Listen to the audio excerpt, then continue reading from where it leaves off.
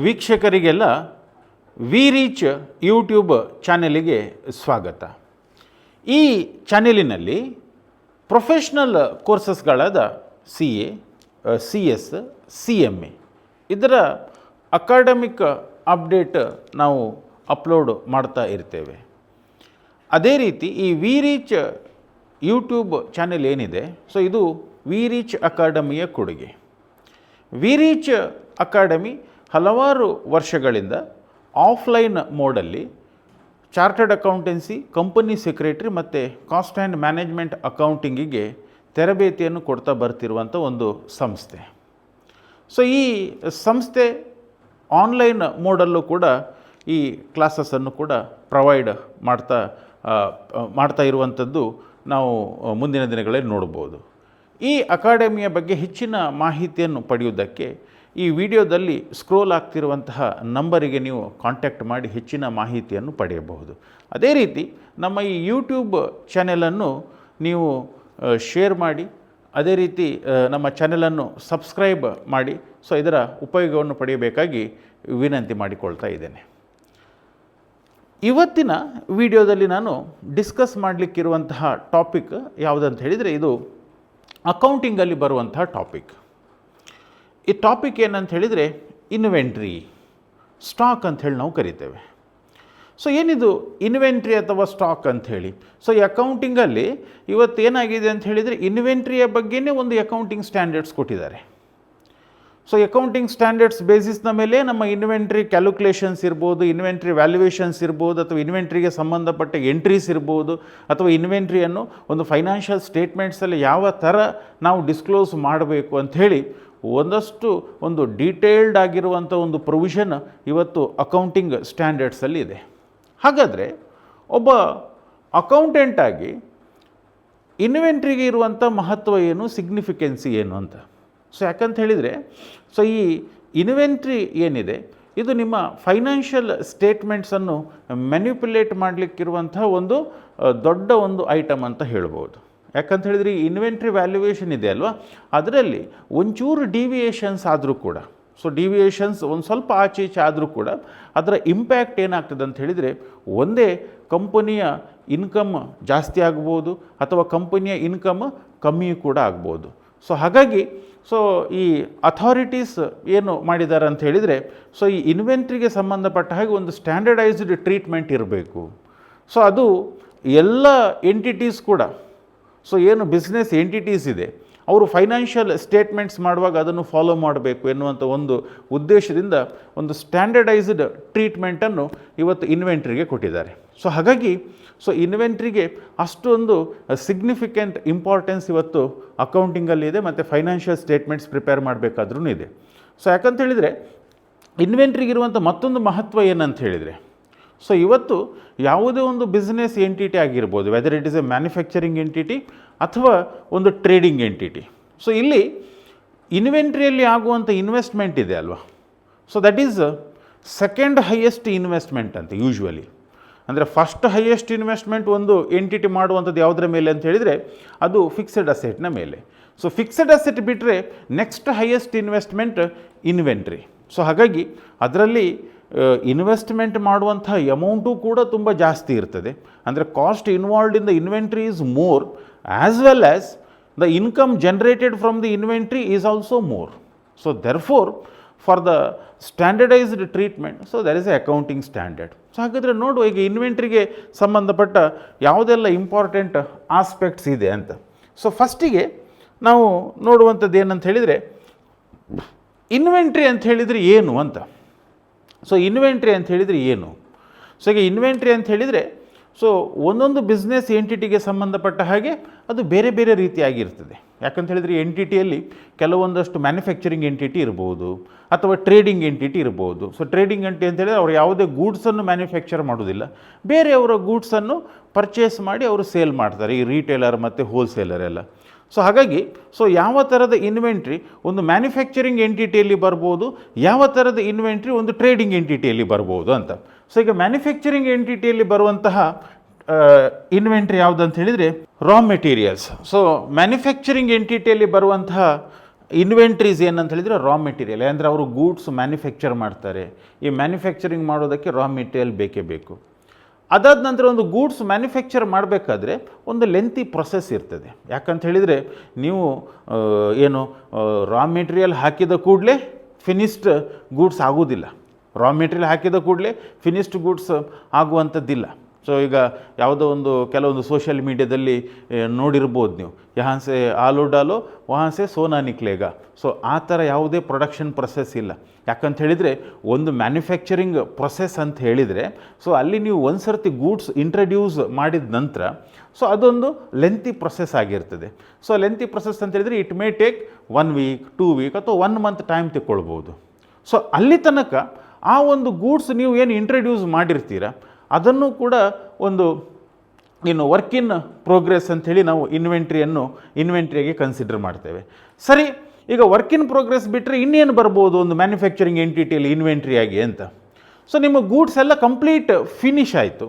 So finish ಆದ ನಂತರ immediately ಆ ಗೂಡ್ಸ್ ಕಸ್ಟಮರ್ನ ಕೈಗೆ ಹೋಗೋದಿಲ್ಲ. ಒಂದಷ್ಟು ಕಾಲ ಆ ಗೂಡ್ಸ್ ಎಂಟಿಟಿಯ ಕೈಯಲ್ಲಿ ಇರ್ತದೆ. ಅಲ್ಲಿ ಫಿನಿಶಿಂಗ್ ವರ್ಕ್ ಮಾಡಲಿಕ್ಕೆ ಇರ್ತದೆ, ಪ್ಯಾಕಿಂಗ್ ಮಾಡಲಿಕ್ಕೆ ಇರ್ತದೆ. ಸೊ ಬೇರೆ ಬೇರೆ ಕೆಲಸ ಇರ್ತದೆ. ಸೊ ಅಲ್ಲಿ ತನಕ ಅದು ಏನು ಇನ್ವೆಂಟ್ರಿ ಹೋಲ್ಡ್ ಮಾಡ್ತದೆ ಕಂಪನಿ ಅಥವಾ ಎಂಟಿಟಿ. ಸೊ ಆವಾಗ ಅದನ್ನು ನಾವು ಏನಂಥೇಳಿ ಕ್ಲಾಸಿಫೈ ಮಾಡ್ತೇವೆ, ಫಿನಿಶ್ಡ್ ಗೂಡ್ಸ್ ಅಂಥೇಳಿ ಮಾಡ್ತೇವೆ. ಸೊ ಒಂದು ಮ್ಯಾನುಫ್ಯಾಕ್ಚರಿಂಗ್ ಕನ್ಸರ್ನಲ್ಲಿ ಮೈನ್ಲಿ ಇರುವಂತಹ ಇನ್ವೆಂಟ್ರೀಸ್ ಐಟಮ್ಸ್ ಯಾವುದು ಅಂತ ಹೇಳಿದರೆ ಒಂದು raw material, work in progress, finished goods. ಅದೇ ರೀತಿ ಇನ್ನೊಂದು 2 ಐಟಮ್ಸ್ ಬರ್ತದೆ. ಅದು ಯಾವುದಂತ ಹೇಳಿದರೆ ಸ್ಟೋರ್ಸ್ ಆ್ಯಂಡ್ ಸ್ಪೇರ್ಸ್ ಅಂತ. ಸೊ ಈ ಸ್ಟೋರ್ಸ್ ಆ್ಯಂಡ್ ಸ್ಪೇರ್ಸ್ ಯಾಕಂತ ಹೇಳಿದರೆ ಈಗ ಒಂದು ಗೂಡ್ಸ್ ಮ್ಯಾನುಫ್ಯಾಕ್ಚರಿಂಗ್ ಮಾಡಬೇಕಾದ್ರೆ ಜಸ್ಟ್ ನಮಗೆ ರಾ ಮೆಟೀರಿಯಲ್ ಸಾಕಾಗೋದಿಲ್ಲ, ಅದರ ಜೊತೆಗೆ ಈ ಸ್ಟೋರ್ಸ್ ಮತ್ತು ಸ್ಪೇರ್ಸ್ ಬೇಕಾಗ್ತದೆ. ಈಗ ಫಾರ್ ಎಕ್ಸಾಂಪಲ್ ಈಗ ಈ ಯಾವುದೋ ಒಂದು ಫಾರ್ ಎಕ್ಸಾಂಪಲ್ ಈಗ ಒಂದು ಗೂಡ್ಸ್ ಮ್ಯಾನುಫ್ಯಾಕ್ಚರ್ ಮಾಡುವಂಥದ್ದಂತ ಗೂಡ್ಸ್ ಮ್ಯಾನುಫ್ಯಾಕ್ಚರ್ ಈಗ ಏನು ನೀವು ಯಾವುದೋ ಒಂದು ಕಾರ್ ಮ್ಯಾನುಫ್ಯಾಕ್ಚರ್ ಮಾಡಲಿಕ್ಕೆ ಹೊರಟಿದ್ದೀರಿ ಅಥವಾ ಕಾರಿನ ಯಾವುದೋ ಒಂದು ಪರ್ಟಿಕ್ಯುಲರ್ ಒಂದು ಸ್ಪೇರ್ ಪಾರ್ಟ್ಸನ್ನು ಮ್ಯಾನುಫ್ಯಾಕ್ಚರ್, ಈಗ ಟೈರ್ ಮ್ಯಾನುಫ್ಯಾಕ್ಚರ್ ಮಾಡುವಂಥದ್ದನ್ನು ನೀವು ಸ್ಟಾರ್ಟ್ ಮಾಡಿದ್ದೀರಿ. ಈಗ ಟೈರ್ ಮ್ಯಾನುಫ್ಯಾಕ್ಚರ್ ಮಾಡಬೇಕಿದ್ರೆ main raw material rubber, but just ರಬ್ಬರಿಂದ ನಿಮಗೆ ಟೈರ್ ಮಾಡಲಿಕ್ಕೆ ಆಗೋದಿಲ್ಲ, ಅದರ ಜೊತೆಗೆ ಒಂದಷ್ಟು ಬೇರೆ ಬೇರೆ ಐಟಮ್ಸ್ ಬೇಕಾಗ್ತದೆ. ಸೊ ಅದನ್ನು ನಾವು ಏನಂತೇಳಿ ಕರಿತೇವೆ, ಸ್ಟೋರ್ಸ್ ಆ್ಯಂಡ್ ಸ್ಪೇರ್ಸ್ ಅಂಥೇಳಿ ಕರಿತೇವೆ. ಸೊ ಅದನ್ನು ಕೂಡ ಅವರು ಸ್ಟಾಕಲ್ಲಿ ಇಡಬೇಕಾಗ್ತದೆ. ಅದೇ ರೀತಿ ಮತ್ತೊಂದು ಬರುವಂಥ ಐಟಮ್ ಯಾವುದಂತ ಹೇಳಿದ್ರೆ ಪ್ಯಾಕಿಂಗ್ ಮೆಟೀರಿಯಲ್. ಗೂಡ್ಸ್ ಫಿನಿಶ್ ಆದ ನಂತರ ಅದನ್ನು ಪ್ಯಾಕ್ ಮಾಡಬೇಕು. So packing material will also comes under the category of inventory in the case of manufacturing concern. ಹಾಗಾದರೆ ಮ್ಯಾನುಫ್ಯಾಕ್ಚರಿಂಗ್ ಕನ್ಸರ್ನಲ್ಲಿ ಇನ್ವೆಂಟ್ರಿ ಅಂತೇಳಿ ಬರುವಂಥದ್ದು raw material, work in progress, finished goods ಮತ್ತು stores and spares ಮತ್ತು packing material. ಸರಿ, ಅದೇ ನೀವು trading ಕನ್ಸರ್ನಿಗೆ ಬಂದರೆ ಅಂದರೆ ಅವರ ಮುಖ್ಯ ಬಿಸ್ನೆಸ್ ಏನಂತ ಹೇಳಿದರೆ ಬೇರೆ ಕಡೆಯಿಂದ ಗೂಡ್ಸ್ ಪರ್ಚೇಸ್ ಮಾಡೋದು, ಅದನ್ನು ಮತ್ತೆ ಬೇರೆಯವರಿಗೆ ಮಾರುವಂಥದ್ದು. ಸೊ ಅವರದ್ದು ಟ್ರೇಡಿಂಗ್ ಆ್ಯಕ್ಟಿವಿಟಿ. ಸೊ ಟ್ರೇಡಿಂಗ್ ಆ್ಯಕ್ಟಿವಿಟಿಯಲ್ಲಿ ಇರುವಂಥ ಮೈನ್ ಇನ್ವೆಂಟ್ರಿ ಅಂತ ಹೇಳಿದರೆ ಯಾವುದು ಗೊತ್ತುಂಟ, ಟ್ರೇಡಿಂಗ್ ಗೂಡ್ಸ್. ಸೊ ನೀವು ಯಾವ ಗೂಡ್ಸಲ್ಲಿ ಟ್ರೇಡಿಂಗ್ ಮಾಡ್ತೀರಿ ಅದು. ನೀವು ಸಿಮೆಂಟ್ ಟ್ರೇಡ್ ಮಾಡ್ತಾಯಿದ್ರೆ ಸಿಮೆಂಟ್ ನಿಮ್ಮ ಇನ್ವೆಂಟ್ರಿ ಆಗ್ತದೆ. ನೀವು ಕಾರಲ್ಲಿ ಬಿಸ್ನೆಸ್ ಮಾಡ್ತಾಯಿದ್ರೆ ಕಾರ್ ನಿಮ್ಮ ಇನ್ವೆಂಟ್ರಿ ಆಗ್ತದೆ. ಸೊ ಇದು in case of trading concern. ಸರಿ, ಈಗ ನಮಗೆ ಇನ್ವೆಂಟ್ರಿ ಏನಂತ ಹೇಳಿ ನಮಗೆ ಐಡಿಯಾ ಸಿಕ್ಕಿತ್ತು. ನೆಕ್ಸ್ಟ್ ಈ ಇನ್ವೆಂಟ್ರಿಯನ್ನು ವ್ಯಾಲ್ಯುವೇಷನ್ ಮಾಡುವಂಥದ್ದು ಹೇಗೆ ಅಂತ. ಯಾಕಂತ ಹೇಳಿದರೆ ಈಗ at the end of the year ಏನು ಮಾಡ್ತಾರೆ ಅಂತ ಹೇಳಿದರೆ ಎಷ್ಟು ಸ್ಟಾಕ್ ಉಂಟಂತ ಹೇಳಿ ನೋಡ್ತಾರೆ. ಆ ಸ್ಟಾಕ್ ಏನಿದೆ ಅದನ್ನು ನಾವು ಫೈನಾನ್ಷಿಯಲ್ ಸ್ಟೇಟ್ಮೆಂಟಲ್ಲಿ ಕ್ಲೋಸಿಂಗ್ ಸ್ಟಾಕ್ ಅಂಥೇಳಿ ತೋರಿಸ್ಬೇಕು. ಸೊ ಈ ಕ್ಲೋಸಿಂಗ್ ಸ್ಟಾಕ್ ಅಂಥೇಳಿ ತೋರಿಸ್ಬೇಕಾದ್ರೆ ಅದನ್ನು ವ್ಯಾಲ್ಯುವೇಷನ್ ಮಾಡುವಂಥದ್ದು ಹೇಗೆ ಅಂತ. ಸೊ ಈ ಇನ್ವೆಂಟ್ರಿ ವ್ಯಾಲ್ಯುವೇಷನ್ ಮಾಡೋದಕ್ಕೆ ಸೊ 2 ಟೆಕ್ನಿಕ್ ಇದೆ. ಒಂದು ಹಿಸ್ಟಾರಿಕಲ್ ಕಾಸ್ಟ್ ಮೆಥಡ್, ಮತ್ತೊಂದು ನಾನ್ ಹಿಸ್ಟಾರಿಕಲ್ ಕಾಸ್ಟ್ ಮೆಥಡ್ ಅಂತ. ಸೊ ಹಿಸ್ಟಾರಿಕಲ್ ಕಾಸ್ಟ್ ಮೆಥಡ್ ಅಂತ ಹೇಳಿದರೆ ಏನು ಗೊತ್ತುಂಟ, ನೀವು ಆ ಗೂಡ್ಸನ್ನು ಯಾವ ರೇಟಿಗೆ ಪರ್ಚೇಸ್ ಮಾಡಿದ್ದೀರಿ ಸೊ ಅದೇ ರೇಟಲ್ಲಿ ಆ ಒಂದು ಗೂಡ್ಸನ್ನು ವ್ಯಾಲ್ಯೂ ಮಾಡಿ ವ್ಯಾಲ್ಯುವೇಷನ್ ಮಾಡುವಂಥದ್ದು. ಸೊ ಅದರದ್ದು ಕಾಸ್ಟ್ ಪ್ರೈಸ್ ಏನು. ಸೊ ನೀವು ಈಗ ಫಾರ್ ಎಕ್ಸಾಂಪಲ್ ಈಗ ನೀವು ಸಿಮೆಂಟ್ ಡೀಲರ್ ಆಗಿದ್ದೀರಿ. ಡಿಸೆಂಬರ್ 15ಕ್ಕೆ ನೀವು 1 ಚೀಲ ಸಿಮೆಂಟಿಗೆ 200 ರೂಪಾಯಿ ಲೆಕ್ಕದಲ್ಲಿ ತಗೊಂಡಿದ್ದೀರಿ. ಸೊ ನೀವು ಒಂದು 50 ಚೀಲ ತಗೊಂಡಿದ್ದೀರಿ ಡಿಸೆಂಬರ್ 15ಕ್ಕೆ. 50ರಲ್ಲಿ 30 ಚೀಲ ಸೇಲ್ ಆಗಿ ಈಗ ಕೊನೆಗೆ 20 ಬ್ಯಾಗ್ ಸಿಮೆಂಟ್ ಹಾಗೆ ಉಳಿದಿದೆ. ಆ 20 ಬ್ಯಾಗ್ ಸಿಮೆಂಟನ್ನು ವ್ಯಾಲ್ಯುವೇಷನ್ ಹೇಗೆ. ಸೊ ನೀವು ಯಾವ ಕಾಸ್ಟಿಗೆ ಅದನ್ನು ಪರ್ಚೇಸ್ ಮಾಡಿದ್ದೀರಿ ಅದರ ಬೇಸಿಸ್ನ ಮೇಲೆ ಕ್ಯಾಲ್ಕುಲೇಟ್ ಮಾಡುವಂತಂದರೆ ನೀವು ಆ್ಯಕ್ಚುಲಿ ಎಷ್ಟು ಅಮೌಂಟ್ ಸ್ಪೆಂಟ್ ಮಾಡಿದ್ದೀರಿ. ಸೊ ಅದು ಹಿಸ್ಟಾರಿಕಲ್ ಕಾಸ್ಟ್ ಮೆಥಡ್ ಅಂತ. ಸೊ ಈ ಹಿಸ್ಟಾರಿಕಲ್ ಕಾಸ್ಟ್ ಮೆಥಡಿಗೆ ಬಂದರೆ ಅಲ್ಲಿ ಒಂದು ಎರಡು ಮೆಥಡ್ ಬರ್ತದೆ. ಸೊ ಅದು ಯಾವುದು ಅಂತ ಹೇಳಿದರೆ, goods are not ordinarily interchangeable, goods are ordinarily interchangeable. So historical cost ಮೆಥಡಲ್ಲಿ ಪುನಃ ಒಂದು ಎರಡು ಡಿವಿಷನ್ ಆಗ್ತದೆ. ಸೊ ಈಗ ಎರಡು ಡಿವಿಷನ್ ಯಾಕೆ ಅಂತ ನೋಡುವ. ಈಗ ಈ ಇನ್ವೆಂಟ್ರಿಯಲ್ಲಿ ಇರುವಂಥ ಗೂಡ್ಸ್, ಸೊ ಕೆಲವೊಮ್ಮೆ ಏನಾಗಿರ್ತದೆ ಅಂತ ಹೇಳಿದರೆ ಅದು ಇಂಟರ್ಚೇಂಜ್ ಮಾಡಲಿಕ್ಕೆ ಆಗೋದಿಲ್ಲ, ಮತ್ತು ಕೆಲವೊಮ್ಮೆ ಏನಾಗ್ತದೆ ಅಂತ ಹೇಳಿದರೆ ಅದನ್ನು ಇಂಟರ್ಚೇಂಜ್ ಮಾಡಲಿಕ್ಕೆ ಆಗ್ತದೆ. ಇಂಟರ್ಚೇಂಜ್ ಮಾಡಲಿಕ್ಕೆ ಆಗೋದಿಲ್ಲ ಅಂತ ಹೇಳಿದರೆ ಏನು, ಈ ಸ್ಪೆಸಿಫಿಕ್ ಆಗಿ ಐಡೆಂಟಿಫೈ ಮಾಡಲಿಕ್ಕೆ ಆಗುವಂಥ ಗೂಡ್ಸನ್ನು ಇಂಟರ್ಚೇಂಜಬಲ್ ಆಗೋದಿಲ್ಲ ಅಂಥೇಳಿ ಕನ್ಸಿಡರ್ ಮಾಡ್ತಾರೆ. ಸ್ಪೆಸಿಫಿಕ್ ಐಡೆಂಟಿಫೈ ಮಾಡಲಿಕ್ಕೆ ಆಗದೇ ಇರುವಂಥ ಗೂಡ್ಸನ್ನು ಇಟ್ ಈಸ್ ಇಂಟರ್ಚೇಂಜಬಲ್ ಅಂಥೇಳಿ ಮಾಡ್ತಾರೆ. ಈಗ ಉದಾಹರಣೆಗೆ, ಈಗ ಹೈ ವ್ಯಾಲ್ಯೂ ಇರುವಂತಹ ಗೂಡ್ಸ್ ನೋಡುವ ನಾವು. ಹೈ ವ್ಯಾಲ್ಯೂ ಇರುವಂಥ ಗೂಡ್ಸ್, ಈಗ ಫಾರ್ ಎಕ್ಸಾಂಪಲ್ ಡೈಮಂಡ್. ಒಬ್ಬ ಡೈಮಂಡ್ ಮರ್ಚೆಂಟ್ ಇದ್ದಾನೆ. ಈಗ ಡೈಮಂಡ್ ಮರ್ಚೆಂಟ್ ಡಿಸೆಂಬರ್ 10ಕ್ಕೆ 10 ಡೈಮಂಡ್ ತಗೊಂಡ. ಒಂದು ಡೈಮಂಡಿಗೆ 1 ಲಕ್ಷ ರೂಪಾಯಿ ಲೆಕ್ಕದಲ್ಲಿ 10 ಡೈಮಂಡ್ ತಗೊಂಡ. ಡಿಸೆಂಬರ್ 15ಕ್ಕೆ ಪುನಃ 10 ಡೈಮಂಡ್ ತಗೊಂಡ. ಅವತ್ತಿನ ರೇಟ್ ಒಂದು ಡೈಮಂಡಿಗೆ 1.5 ಲಕ್ಷ ಇತ್ತು. ಅದೇ ರೀತಿ ಡಿಸೆಂಬರ್ 25ಕ್ಕೆ ಪುನಃ 10 ಡೈಮಂಡ್ ತಗೊಂಡು ಒಂದು ಡೈಮಂಡಿಗೆ 2 ಲಕ್ಷ ರೂಪಾಯಿ. ಸೊ ಈ ರೀತಿ 30 ಡೈಮಂಡ್ ಪರ್ಚೇಸ್ ಮಾಡಿದ್ದಾನೆ. ಸೊ ಅಲ್ಲಿ ಏನಾಯಿತು ಅಂತ ಹೇಳಿದರೆ, 30 ಡೈಮಂಡ್ ಪರ್ಚೇಸ್ ಮಾಡಿದ್ರಲ್ಲಿ 15 ಡೈಮಂಡ್ ಸೇಲ್ ಆಯಿತು. ಈಗ ಇಯರ್ ಎಂಡಿಗೆ 15 ಡೈಮಂಡ್ ಉಳಿದಿದೆ. ಡೆಫಿನೆಟ್ಲಿ ಆ ಮರ್ಚೆಂಟಿಗೆ ಆ 15 ಡೈಮಂಡ್ ಇದ್ದು ಆ ಒಂದೊಂದು ಡೈಮಂಡ್ನ ಆ್ಯಕ್ಚುಯಲ್ ಪ್ರೈಸ್ ಏನು ಉಂಟಂಥೇಳಿ ಕ್ಯಾಲ್ಕುಲೇಟ್ ಮಾಡಲಿಕ್ಕೆ ಏನೂ ಕಷ್ಟ ಇಲ್ಲ.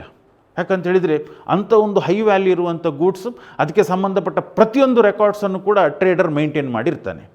ಸೊ ಅಂಥ ಟೈಮಲ್ಲಿ ಆ ಒಂದು ಇನ್ವೆಂಟ್ರಿಯನ್ನು ವ್ಯಾಲ್ಯೂ ಮಾಡಬೇಕಾದ್ರೆ ಸೊ ಏನು ಕಷ್ಟ ಇಲ್ಲ. We are using the method called as the specific identification method. So ಅವು ನೋಡಿ ಹೇಳ್ತಾನೆ, ಹಾಂ ಈ ಡೈಮಂಡಿಗೆ 1 ಲಕ್ಷ, ಈ ಡೈಮಂಡಿಗೆ 1.5 ಲಕ್ಷ, ಈ ಡೈಮಂಡಿಗೆ 2 ಲಕ್ಷ ಅಂಥೇಳಿ ಅದನ್ನು ನೋಡಿಕೊಂಡವ ಏನು ಮಾಡ್ಬೋದು, ವ್ಯಾಲ್ಯೂಯೇಷನ್ ಮಾಡ್ಬೋದು. So that is called as the specific identification cost. ಅದೇ ಕೆಲವೊಂದು ಗೂಡ್ಸ್ ಏನಿದೆ ಅದರ ವ್ಯಾಲ್ಯೂಯೇಷನ್ ಸ್ಪೆಸಿಫಿಕ್ ಆಗಿ ಮಾಡಲಿಕ್ಕೆ ನಮಗೆ ಸಾಧ್ಯ ಇಲ್ಲ. ಯಾಕಂತ ಹೇಳಿದರೆ ಯಾವ ದಿನದ ಗೂಡ್ಸ್ ಉಳಿದಿರುವಂಥದ್ದು ಅಂಥೇಳಿ ಐಡೆಂಟಿಫೈ ಮಾಡಲಿಕ್ಕೆ ಕಷ್ಟ. ಈಗ ಉದಾಹರಣೆಗೆ ಫಾರ್ ಎಕ್ಸಾಂಪಲ್, ಡಿಸೆಂಬರ್ 1ಗೆ ಒಬ್ಬ ತೆಂಗಿನಕಾಯಿ ವ್ಯಾಪಾರಿ, ಕೊಕೊನಟ್ ತೆಂಗಿನಕಾಯಿ ವ್ಯಾಪಾರಿ ಡಿಸೆಂಬರ್ 1ಕ್ಕೆ ಒಂದು 500 ತೆಂಗಿನಕಾಯಿ ಪರ್ಚೇಸ್ ಮಾಡಿದ. ಒಂದು ತೆಂಗಿನಕಾಯಿಗೆ 10 ರೂಪಾಯಿ ಲೆಕ್ಕದಲ್ಲಿ. ಡಿಸೆಂಬರ್ 10ಕ್ಕೆ ಇನ್ನೊಂದು 1000 ತೆಂಗಿನಕಾಯಿ ಪರ್ಚೇಸ್ ಮಾಡಿದ. ಒಂದು ತೆಂಗಿನಕಾಯಿಗೆ 15 ರೂಪಾಯಿ ಲೆಕ್ಕದಲ್ಲಿ, 1,500 ಆಯಿತು. ಡಿಸೆಂಬರ್ 20ಕ್ಕೆ ಪುನಃ 1,500 ತೆಂಗಿನಕಾಯಿ ಪರ್ಚೇಸ್ ಮಾಡಿದ. ಒಂದು ಕಾಯಿಗೆ 25 ರೂಪಾಯಿ ಲೆಕ್ಕದಲ್ಲಿ. ಈಗ 3 ವೆರೈಟಿ ಇದೆ, 10, 15 ಮತ್ತು 25 ರೂಪಾಯಿ ವೆರೈಟಿ ಇರುವಂಥ 3 ತೆಂಗಿನಕಾಯಿ ಇದೆ. 3,000 ತೆಂಗಿನಕಾಯಿ ಪರ್ಚೇಸ್ ಮಾಡಿದ ಡಿಸೆಂಬರಲ್ಲಿ. ಅದರಲ್ಲಿ 1,000 ತೆಂಗಿನಕಾಯಿ ಸೇಲ್ ಆಯಿತು. ಕೊನೆಗೆ 2,000 ತೆಂಗಿನಕಾಯಿ 31 ಡಿಸೆಂಬರಿಗೆ ಉಳಿದಿದೆ. ಈಗ 2,000 ತೆಂಗಿನಕಾಯಿ ಏನು ಉಳಿದಿದೆ 31 ಡಿಸೆಂಬರಿಗೆ, ಆ ತೆಂಗಿನಕಾಯಿ ನೋಡ್ಕೊಂಡು ಅವ ಹೇಳ್ಬೋದಾ, ಇದು 10 ರೂಪಾಯಿ ತೆಂಗಿನಕಾಯಿ, ಇದು 15 ರೂಪಾಯಿ ತೆಂಗಿನಕಾಯಿ, ಇದು 25 ರೂಪಾಯಿ ತೆಂಗಿನಕಾಯಿ ಅಂಥೇಳಿ ಅವನಿಗೆ ಕ್ಲಾಸಿಫಿಕೇಷನ್ ಮಾಡಲಿಕ್ಕೆ ಈಗ ತುಂಬ ಕಷ್ಟ ಆಗ್ತುಂಟು. ಅವು ಏನು ಮಾಡಿದ್ದಾನೆ, ಎಲ್ಲ ತೆಂಗಿನಕಾಯಿಯನ್ನು ಒಂದು ಕಡೆ ಒಟ್ಟು ಹಾಕಿಬಿಟ್ಟಿದ್ದಾನೆ. ಅದನ್ನು ಅವನು ಸಪ್ರೇಟಾಗಿ ಏನು ಬೇರೆ ಬೇರೆ ಕಡೆ ಸ್ಟೋರ್ ಮಾಡಿರಲಿಲ್ಲ, ಎಲ್ಲ ತೆಂಗಿನಕಾಯಿ ಒಟ್ಟಿಗೆ ಹಾಕಿದ್ದಾನೆ. So it is very difficult. ಅಂಥ ಸಿಚುವೇಷನಲ್ಲಿ ಸೊ ನಾವು ಕೆಲವೊಂದು ಮೆಥಡನ್ನು ಯೂಸ್ ಮಾಡಬೇಕಾಗ್ತದೆ. ಸೊ ಅದು ಯಾವಾಗ ಅಂತ ಹೇಳಿದರೆ, ಇನ್ವೆಂಟ್ರಿ ಆರ್ಡಿನರಿಲಿ ಇಂಟರ್ಚೇಂಜೇಬಲ್, ಅಂದರೆ ನಿಮಗೆ ಸ್ಪೆಸಿಫಿಕ್ಕಾಗಿ ಐಡೆಂಟಿಫೈ ಮಾಡಲಿಕ್ಕೆ ಆಗ್ತಾ ಇಲ್ಲ ಸ್ಟಾಕ್, ಇದು ಯಾವ ದಿನ ಪರ್ಚೇಸ್ ಮಾಡಿದ್ದು, ಯಾವ ರೇಟಿಗೆ ಪರ್ಚೇಸ್ ಮಾಡಿದ್ದು ಅಂತ. ಆವಾಗ ನಾವು ಯೂಸ್ ಮಾಡಬೇಕಾಗಿರುವಂಥ ಮೆಥಡ್ ಯಾವುದು ಅಂತ ಹೇಳಿದರೆ, ಒಂದೇ FIFO, first in first out method, ಇಲ್ಲದಿದ್ದರೆ last in first out method, ಇಲ್ಲದಿದ್ದರೆ ವೆಯ್ಟೆಡ್ ಎವರೇಜ್ ಪ್ರೈಸ್ ಮೆಥಡ್ ಅಂತ ಹೇಳಿ. ಸೊ ಇದು ಹಿಸ್ಟಾರಿಕಲ್ ಕಾಸ್ಟ್ ಮೆಥಡಲ್ಲಿ. Non historical cost method, so ಇದು ಯಾವುದಂತ ಹೇಳಿದರೆ, ಈಗ ಕೆಲವೊಂದು ಬಿಸ್ನೆಸ್ ಇದೆ, ಆ ಬಿಸ್ನೆಸ್ಸಲ್ಲಿ ಇನ್ವೆಂಟ್ರಿಯ ಕಾಸ್ಟ್ ಎಷ್ಟು ಅಂಥೇಳಿ ಕ್ಯಾಲ್ಕುಲೇಟ್ ಮಾಡಲಿಕ್ಕೆ ಸಾಧ್ಯನೇ ಆಗೋದಿಲ್ಲ. ಅಂದರೆ ಇಂಪಾಸಿಬಲ್ ಅಲ್ಲ, ಪ್ರಾಕ್ಟಿಕಲಿ ಇಂಪಾಸಿಬಲ್, ತುಂಬ ಡಿಫಿಕಲ್ಟ್ ಇದೆ. ಈಗ ಉದಾಹರಣೆಗೆ ಒಬ್ಬ ರೀಟೇಲ್ ವ್ಯಾಪಾರಿ ಇದ್ದಾನೆ, ರೀಟೇಲ್ ಬಿಸ್ನೆಸ್. ಈಗ ಒಂದು ಕಿರಾಣಿ ಅಂಗಡಿ ಇದೆ. ಸೊ ಈಗ ರೀಟೇಲ್ ವ್ಯಾಪಾರಿ ಅವ ಎಷ್ಟು ಥರದ ಗೂಡ್ಸನ್ನು ಮಾರ್ತಾನೆ ಅವನ ಅಂಗಡಿಯಲ್ಲಿ. ಸೊ ಸಾಧಾರಣ ಒಂದು 200 ರಿಂದ 250 ವೆರೈಟಿಯ ಗೂಡ್ಸನ್ನು ಅವು ಮಾರ್ತಾನೆ. ಅವನ ಅಂಗಡಿಯಲ್ಲಿ ಒಂದು ಸಣ್ಣ ಒಂದು 50 ಪೈಸೆಯ ಒಂದು ಸೂಜಿಯಿಂದ ಹಿಡಿದು ಒಂದು 500-1,000 ರೂಪಾಯಿ ರೇಟ್ ಇರುವಂಥ ಐಟಮ್ ಕೂಡ ಇದೆ. ಸೊ ಅದನ್ನು ಎಲ್ಲವನ್ನು ಕ್ಯಾಲ್ಕುಲೇಟ್ ಮಾಡ್ತಾ ಕೂತ್ಕೊಳ್ಳಿಕ್ಕೆ, ಸ್ಟಾಕ್ ಇದು ಕಾಸ್ಟ್ ಎಷ್ಟು ಅಂತ ಕ್ಯಾಲ್ಕುಲೇಟ್ ಮಾಡ್ತಾ ಕೂತ್ಕೊಳ್ಳಿಕ್ಕೆ ಅವನಿಗೆ ದಿನಗಟ್ಟಲೆ ಹಿಡಿಬೋದು, ತಿಂಗಳಗಟ್ಟಲೆ ಹಿಡಿಬೋದು. ಅದಕ್ಕೋಸ್ಕರ ಸೊ ಅಂಥ ಒಂದು ಬಿಸ್ನೆಸ್ಸಲ್ಲಿ ಆ್ಯಕ್ಚುಯಲ್ ಕಾಸ್ಟನ್ನು ಕ್ಯಾಲ್ಕುಲೇಟ್ ಮಾಡೋ ಬದಲು ಅವ್ರು ಏನು ಮಾಡ್ತಾರೆ ಅಂತ ಹೇಳಿದರೆ adjusted selling price. So adjusted selling price ಅಂತ ಹೇಳಿದರೆ ಸೊ ಅವನ ಗ್ರಾಸ್ ಪ್ರಾಫಿಟ್ ರೇಷಿಯೋ ಎಷ್ಟು, ಅವನ ಬಿಸ್ನೆಸ್ನ ಗ್ರಾಸ್ ಪ್ರಾಫಿಟ್ ರೇಷಿಯೋ ಎಷ್ಟು, ಸೊ ಆ ಗ್ರಾಸ್ ಪ್ರಾಫಿಟ್ ರೇಷಿಯೋದ ಪ್ರಕಾರ ಅವನ ಸೇಲ್ಸ್ ಏನುಂಟು ಅದರಿಂದ ಪ್ರಾಫಿಟ್ ಮೈನಸ್ ಮಾಡ್ತಾರೆ. ಸೊ ಪ್ರಾಫಿಟ್ ಮೈನಸ್ ಮಾಡಿ ಸೊ ಎಷ್ಟು ಕಾಸ್ಟ್ ಇದೆ ಅದರ ಬೇಸಿಸ್ನ ಮೇಲೆ, ಅಂದರೆ ಈಗ ಅವನ ಅಂಗಡಿಯಲ್ಲಿರುವಂಥ ಎಲ್ಲ ಗೂಡ್ಸಿನ ಸೆಲ್ಲಿಂಗ್ ಪ್ರೈಸ್ ಏನುಂಟು ಅದರ ಟೋಟಲ್ ಎಷ್ಟು ಅಂತ ನೋಡ್ತಾರೆ, ಅದರಿಂದ ಪ್ರಾಫಿಟ್ ಮೈನಸ್ ಮಾಡ್ತಾರೆ. ಸೊ ಇದು ಇನ್ವೆಂಟ್ರಿ ಕಾಸ್ಟ್ ಅಂತೇಳಿ ಕ್ಯಾಲ್ಕುಲೇಟ್ ಮಾಡ್ತಾರೆ. ಸೊ ಅಲ್ಲಿ ಒಂದು ಪ್ರಾಕ್ಟಿಕಲ್ ಡಿಫಿಕಲ್ಟೀಸ್ ಇರೋದ್ರಿಂದಾಗಿ ಸೊ ಅಲ್ಲಿ ಅಕೌಂಟೆಂಟ್ನವ್ರಿಗೆ ಒಂದು ಸ್ವಲ್ಪ ಲೀನಿಯನ್ಸಿ ಕೊಟ್ಟಿದ್ದಾರೆ. ಸೊ ಅದು ಯಾವಾಗ ಅಂತ ಹೇಳಿದರೆ when it is impracticable to calculate the cost, and in such a case we are using the method called as the adjusted selling price method. ಸರಿ, ಈಗ ಇನ್ವೆಂಟ್ರಿ ವ್ಯಾಲ್ಯೂಯೇಷನ್ ಮಾಡುವಂಥದ್ದು ಹೇಗೆ ಅಂತ. ಸೊ ಇನ್ವೆಂಟ್ರಿ ವ್ಯಾಲ್ಯೂಯೇಷನ್ ಮಾಡಬೇಕಾದ್ರೆ ಯಾವ ಥರ ಅಂತ ಹೇಳಿದರೆ ಆ ಇನ್ವೆಂಟ್ರಿಯ ಕಾಸ್ಟ್ ಅಥವಾ ಇನ್ವೆಂಟ್ರಿಯ ನೆಟ್ ರಿಯಲೈಸಬಲ್ ವ್ಯಾಲ್ಯೂ, ಆ ಎರಡರಲ್ಲಿ ಯಾವುದು ಕಮ್ಮಿ ಉಂಟು ಅದನ್ನು ನಾವು ಇನ್ವೆಂಟ್ರಿ ಕ್ಯಾರಿಯಿಂಗ್ ಕಾಸ್ಟ್ ಅಥವಾ ಇನ್ವೆಂಟ್ರಿಯ ಅಮೌಂಟ್ ಅಂಥೇಳಿ ಕನ್ಸಿಡರ್ ಮಾಡಬೇಕು. ಈಗ ಕಾಸ್ಟ್ ನಮಗೆ ಗೊತ್ತುಂಟು, ನೆಟ್ ರಿಯಲೈಸಬಲ್ ವ್ಯಾಲ್ಯೂ ಅಂತ ಹೇಳಿದರೆ ಏನು, ಸೆಲ್ಲಿಂಗ್ ಪ್ರೈಸಿಂದ ನಾವು ಮೈನಸ್ ಮಾಡಬೇಕು. ಏನು ಮೈನಸ್ ಮಾಡಬೇಕು? So expenses which is necessary to complete the sale, ಅಂದರೆ ಈ ಸೆಲ್ಲಿಂಗ್ ಎಕ್ಸ್ಪೆನ್ಸಸ್ ಏನಿದೆ ಅದನ್ನು ಮೈನಸ್ ಮಾಡಿದರೆ ನಮಗೆ NRV ಸಿಗ್ತದೆ.